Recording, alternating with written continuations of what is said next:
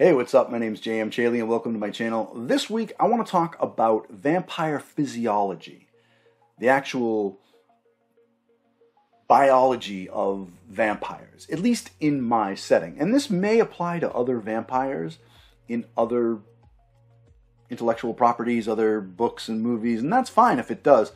But specifically, these are applicable to mine. And I think when I start going into the particulars, you'll see the differences, at least in some of the vampires we've seen on screen, or in the books, or in folklore, even. And why am I doing all these vampire videos on my channel lately? Well, because I'm a vampire author, of course. And if you haven't, please check out The Unlife of Lisa Cooper, who is available everywhere books are sold. Vampire urban fantasy as she struggles to protect herself from the temptations of her curse while protecting the people she loves. And the prequel, The Vampires of 1863, which follows the same character in the 19th century. She's only a 3-year-old vampire, not very good at vampire stuff yet. When she stumbles upon a murder, she's thrust into a deadly plot for control of Boston between the vampires and the Fae. Alright, so vampire physiology. I had to think about this stuff, being a vampire author, and how things work, because my own character, Lisa Cooper, she's undead, and she's living this life, and how does it work? Now, a lot of this stuff isn't on page. I don't really go into this stuff on page at all, right? This would be a tremendous info dump. So that's what the video's for, right? Like an info dump here, but not when you're reading a novel, all right? And a lot of the things that she can or can't do, depending on the, based on the fact that she's undead, isn't really shown on the page either. Some of it is and some of it isn't. But I'm going to go into it here. Now, there are various systems within the human body. I think when I looked it up, there was 12. For some reason, when I was in school, and this is going back to the 80s, so don't, judge, but we were taught seven systems in the human body. Now they're saying there's 12. So I think they've broken them up since then and defined them a little bit more granularly, which is fine. But like skeletal system is one of your systems, right? Your muscular system, your nervous system, your circulatory system, right? These are systems that are in the human body, right? And other life forms. But for vampires, some of these things continue to function, and some of them don't. So I'm just going to go into them one by one based on what they are, and I don't know these by heart. I did when they were only 7, but now they've got words like endocrine and exocrine, and I don't have those memorized, okay? So I'm using my script. Okay. Circulatory system, right? This is your cardiovascular. This is pumping blood. This still works. A vampire's heart still beats in their chest. There's parts of the book where you'll see Lisa, she's, my heart beat faster. Yeah, when you're nervous, excited, right? Your heart's going to beat faster, just like if you were alive. You're still pumping blood. I thought that made sense. If you have a creature that's subsisting on blood, and blood is life, you want blood circulating through your whole body. It's not just sitting there ambiently, right? It's moving around, circulating through your body as it should, as it would. And this is why this doubles into it, why when you stake a vampire in the heart, that disrupts the beating of the heart, and the vampire effectively loses their powers and they become mortal. So in addition to being in a lot of pain, they can no longer use their super speed, their charming gaze, their super strength, any of that stuff. They can't use it while they're staked. So a vampire punishment, right, a way to kill a vampire, and the way that they punish themselves within their own society is to stake them and bind them with ropes. They're not strong enough to break out of the ropes. They're in tremendous pain from the injury to the chest, of course, but their powers aren't there. And then the worst thing is, if you have a staked and bound vampire and you leave them out into the sun, they're pretty much screwed. So circulatory system still works. I needed that heart to keep beating, and blood is power, blood is life. Everything ties to it. So that's something that's not, I don't think, a tremendous shocker. Digestive system / excretory system. Yeah, that doesn't work anymore. They can eat food, meaning they can put something in their mouth, chew it, and swallow it, but they're going to throw it up later because the body can't process it, and it just repels, it expels anything that is foreign, and anything that is not blood is foreign, and they can't use the toilet anymore. So all this stuff's connected. So thought that was a pretty obvious one. The endocrine system, this is hormones. Yeah, you're still going to release hormones. You know, if you're happy, if you're sad, you're still going to have endorphins, and serotonin levels are still there. All the hormones that you have, estrogen, testosterone, all that stuff is still there. You still have hormones when you're undead, because they are, at the end of the day, they're chemicals that affect your brain and your behavior, and that stuff just doesn't evaporate when you're undead, for my vampires. The endocrine system, the exocrine system, this is tear ducts. Now,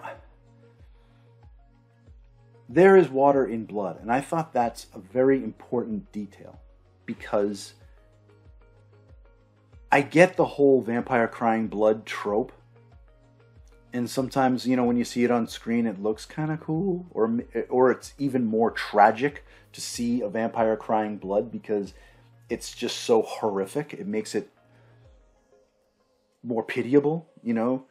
But at the same time, I thought, can you imagine how hard it would be to hide what you are from society if every time you cried blood? Somebody would see you. You know, somebody would be like, yeah, that person's got blood leaking out of their eyes. So I thought it was a little silly. There's water and blood. So I thought, yeah, let them cry tears, water, you know, and it comes from the blood. Lisa, if she cries, they're tears, they're real tears. So that's something that I added in there. Yeah.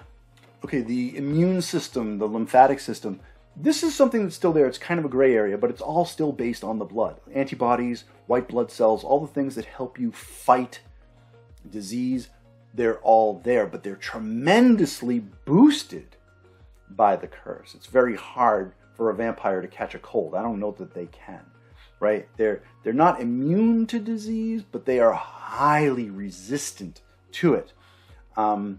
I haven't manufactured a vampire-specific disease in my setting at this time. I don't know if I ever will. But for the typical things that plague humans, no pun intended, the vampires are largely immune or highly resistant to it.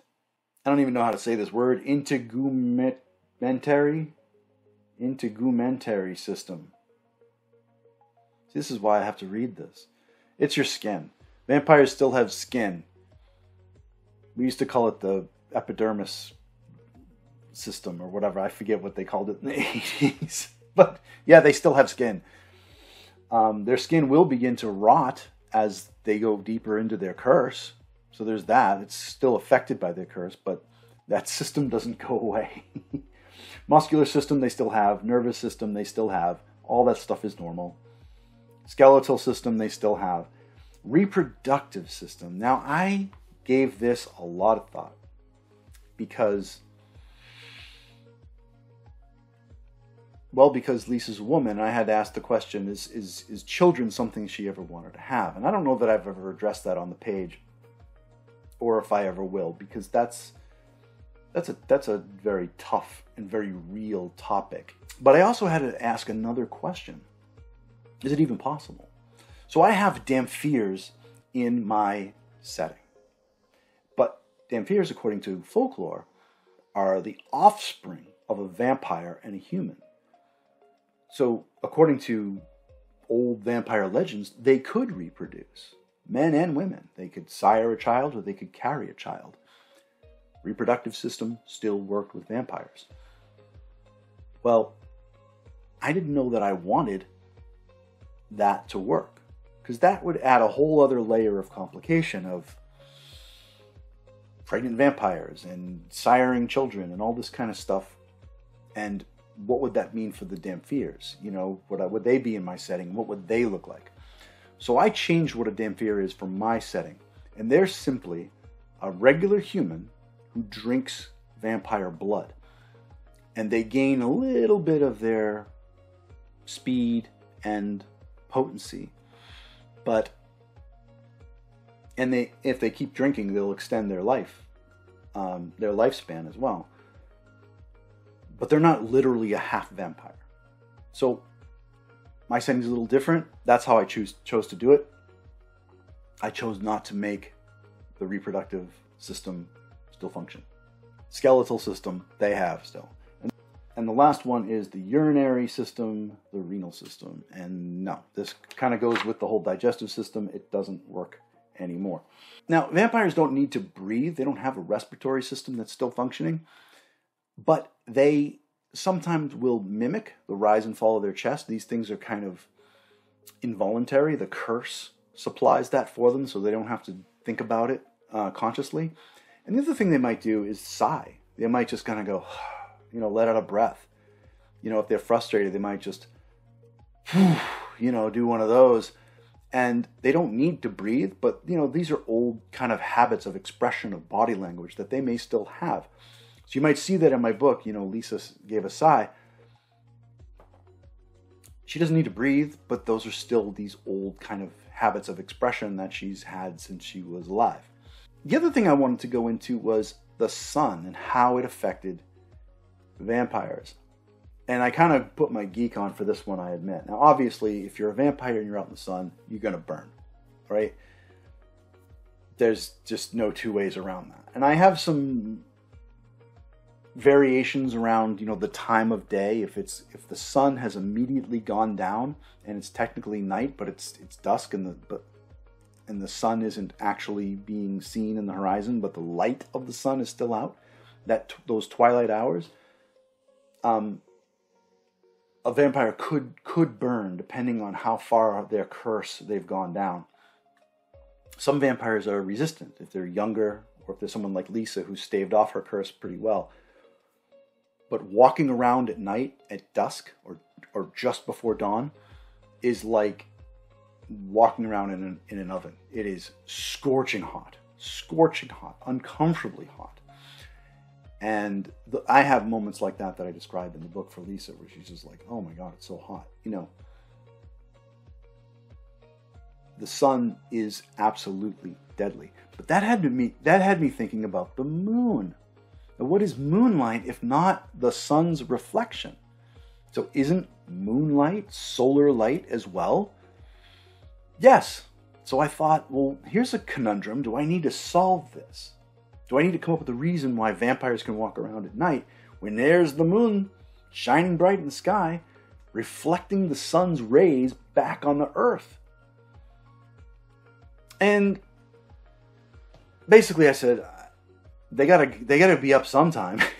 So I just made it so that the moon is basically this cosmic filter that, you know, if it's not coming directly from the sun itself, it's not deadly. It's not even particularly hot. It's safe.